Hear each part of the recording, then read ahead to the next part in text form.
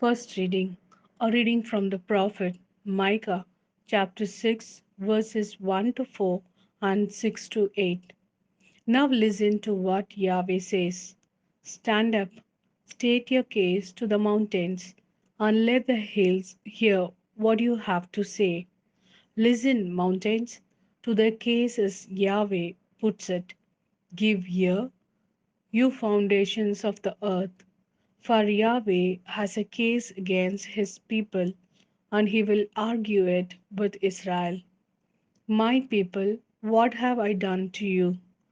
How have I made tired of me? Answer me, for I brought you up from Egypt.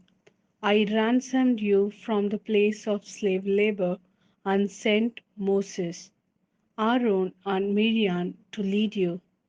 With what shall I enter Yahweh's presence and bow down before God All High?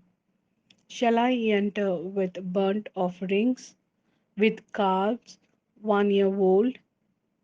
Will he be pleased with rams by the thousands, with 10,000 streams of oil? Shall I offer my eldest son for my wrongdoing, the child of my own body for my sin? You have already been told what is right and what Yahweh wants of you. Only this, to do what is right, to love loyalty, and to walk humbly with your God. This is the word of Lord. Thanks be to God.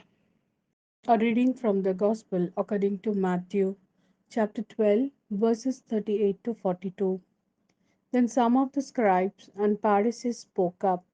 Master, they said, we should like to see a sign from you.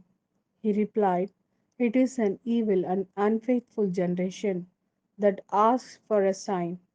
The only sign it will be given is the sign of prophet Jonah.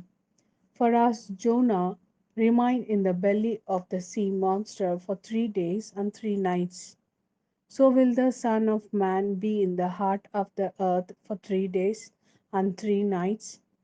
On Judgment Day, the men of Nineveh will appear against this generation, and they will be its condemnation.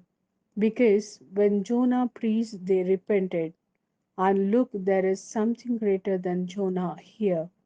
On Judgment Day, the Queen of the South will appear against this generation and be its condemnation, because she came from the ends of the earth to hear the wisdom of Solomon.